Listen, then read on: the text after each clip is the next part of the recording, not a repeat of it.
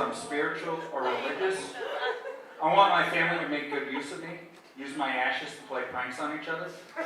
Just start throwing my ashes on people's shoulders and shit.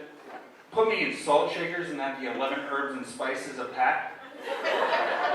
But the main thing I want is an urn that's like a singing birthday card. So every time my family's remembering me, they can just open it up and it would be, I will remember you. Da-da-da-da-da-da. I want to run a movie studio just to run it into the ground, but not in like a Harvey Weinstein kind of way. I just want to make shitty sequels to movies we don't need. I want to make Titanic 2, The Ship's Revenge. Or I want to make Rudy 2, where we see him after he graduates Notre Dame. We see him with 6 kids in a tiny house, and we watch him slowly die of an opioid addiction. The other thing I want to do with this movie studio is put characters from different TV shows and movies together that don't belong. Like, I want to remake Passion of the Christ, but with Vin Diesel.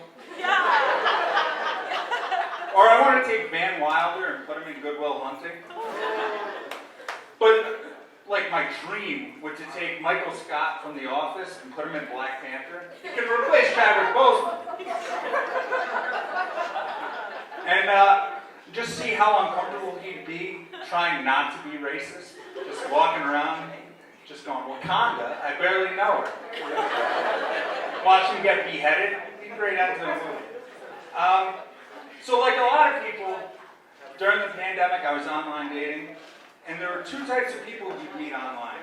There was the rational people who realized you shouldn't meet in public during the height of the pandemic, and then there were the hookers.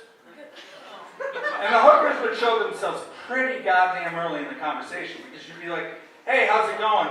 And they'd say, hey, you want to meet up? Quickly followed with, do you have $300 in the Cash App? So it was pretty on the nose. But I got to tell you guys, I did meet somebody online. And we're very happy. It's a healthy adult relationship. By the way, can somebody please float me $300? I appreciate it. So Jeff Bezos is a prick. We all know it. Like, his employees are struggling to take a piss while they're working, but he has time to take an 11-minute space ride. But he's got a great product. Nobody's ever going to leave Amazon. It is so convenient. You know that if you buy condoms on Amazon, it suggests you buy a dildo? It's not even a vibrator. He knows he doesn't even need AA batteries to test you, son of a bitch. By the way, can somebody float me $350 to cover all my expenses? I really appreciate it. So my sister announced recently that she's pregnant for the purpose of this joke. And I get congratulated for it a lot, which is a weird thing to be congratulated for, because I did nothing in the process. And if I did something in the process, we'd have a ton of issues. I have a niece, I have a nephew who's 5, his name is Timmy. I just fuck with him all the time and tell him his name is Jimmy. I think as an uncle, that's part of the job. Like growing up, one of my uncles would point to his nose and tell his nieces and nephews that it was their mouths. And I think that's part of the job as an uncle, just to fuck with your siblings' kids.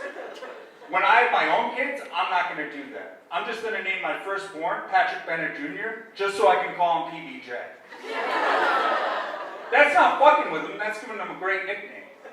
Jesus Christ, PBJ, you're putting me in a real jam here, man. Make me real crusty. So I feel like the Bible is the first comic book ever written. Think about it. Jesus is born son of a God in a manger. He's got superpowers. He heals the sick. He turns water into wine. He has devout followers that flock to him like attendees at Comic-Con. He's got sidekicks in the disciples. Like Batman has the Joker, Jesus has Judas. And just like Iron Man and Superman, Jesus isn't real. And just like Black Panther, he ain't coming back. All right, guys, thank you very much.